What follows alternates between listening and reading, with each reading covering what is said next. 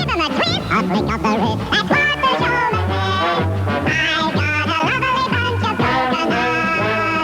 Every ball you throw will make me ring. There stands me wife, the idol of me life, singing roll a ball, a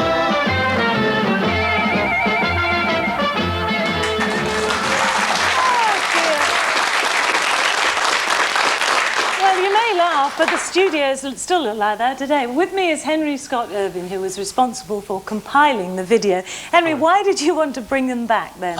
Well, it was really that Channel 5 are sort of selling all things cult, if you like, at the moment, and they thought there was definitely an audience for them, and we had to look halfway around the world to find Jan and Vlasta. Yes. Why did you have to do that? Well, the characters are actually owned by Jan and Vlasta, even though the series was actually made at the BBC in Manchester in the 1960s. So in order to actually license it, we had to discover where they were. And most people who'd worked with them hadn't spoken to them for about 15 or 20 years, because they'd gone globe-trotting, if you like. And we found that they'd gone to Florida, and that they had been in the Bahamas previously. And because Jan and Vlasta were Czech, we actually wondered whether they might have gone back to Prague. Well, what was their reaction when you eventually caught up with them? Incredibly surprised and amazed that there was any interest at all. Yeah. And obviously by the reaction that there's been over the past few days, they were wrong to feel that way. Right. And very pleased. It's marvellous. I mean, it's taken me right back to my childhood. We couldn't really talk about Pinky and Perky without meeting their creators. I'm delighted that they're with us today. Please welcome Jan and Vlasta Dalibor.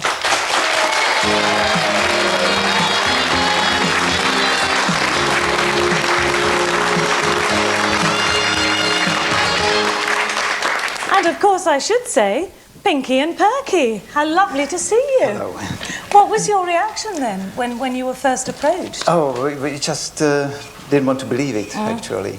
We were surprised and delighted, actually. Now, are these the original Pinky? These are the original Pinky and Perky. Now, I'm sorry, I have forgotten which is Pinky and which is Perky. This one is Pinky, Right. and that's Perky, always perked up with the head, some sort of a head. Of course, I remember now. You had to remember that way, didn't you? Now, these, you had all different types of Pinkies and Perkies, didn't you? Yes, we have them in the form of a glove puppet, and then we have them as string puppets, and use them for different jobs in the series. How did you come up with a pair of talking pigs then? Why? Well, we wanted new characters, and piglets are lucky in our old country, Czechoslovakia, and I thought it would be nice to have a piglet, but I thought twins would be much better. And Jan is a sculptor, and I wanted him to make two characters, and I asked him and again, and eventually he did. Now, you did a lot of touring before they were ever sort of discovered, didn't you? Yes. What sort of things did you do? Well, we used to do cabaret and pantomimes and variety. We did the Sunday night at the London Palladium several times, the Ed Sullivan show in New York. He took us to Las Vegas with him in 1959. It's going back 31 years now. Yes, so how did you get discovered on television then? I think it was a competition, and it was Barney Coulhan from Leeds Television who was producing It's Up to You program, and different acts appeared, and the viewers voted for the best one, and there was a deluge of votes and letters, and so this is how we were on television. What is it, do you think, about Two Pigs that it's crossed all age barriers, hasn't it, really? Yes, search me, I really don't know. It just happened that way. Well, did you have a hand in sort of compiling the programme? Because from what I remember, the programme was a bit of a sort of Mickey take of musicians, wasn't it? Yes, indeed. Yes, indeed. It was our idea, actually. And we collaborated on the script and on the scenery and everything, on the choice of records we used, and took Mickey out of... so, yes. What about the other characters that were on Pinky and Perky? Oh, yes, we had the frog, Morton Frog, the saxophone-playing frog, and we had Debbie Duckling. And, I always remember a big black puppet with a row of pearls around her neck singing all the jazz numbers. Don't know which one that one. Caraway Crow? No. Not Caraway Crow, no. It was I a can't female. remember that now. It must have been Debbie Duckling or Or Brunella Pig? Brunella Pig, maybe. Oh, How did their, obviously their personalities evolve more and more, but it must have been your input. What was the difference between Pinky and Perky? There wasn't much difference. They're identical twins. They're from the same mold, actually. They're just dressed differently, and then this fellow has a cap on his head always. It just happens, it develops. Once you start working and producing the programs, they take their own personality on, and they take over the show, actually.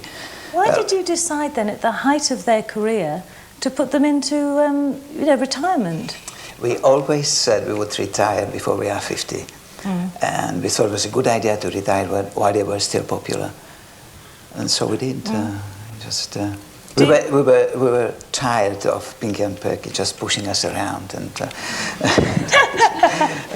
it was much too much. We thought, enough was enough. Do you think that in this age now, in the 90s, when we've got the Ninja Turtles, do you think that Pinky and Perky are sophisticated enough for the youngsters? Well, I don't know really. Perhaps they are. I'm sure they are not that much different from 30 years ago, are they really? No. It's more the media which is trying to make them different. And But kids are... simple little things, really, yes, isn't it? they're simple little things.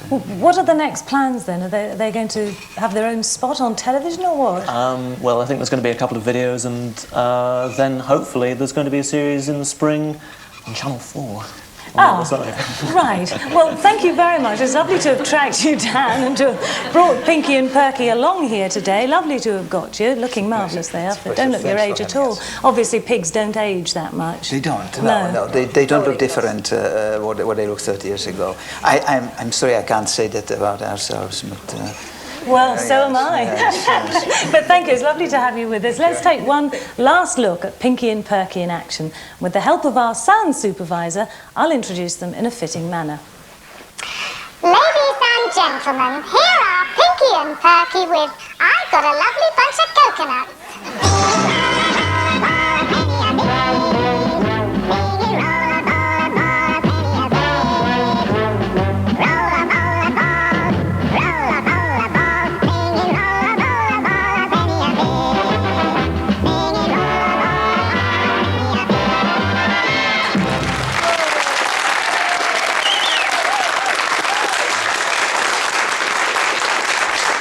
Actually, I think the voice is an improvement that way, really. It should stay that way when the wind changes.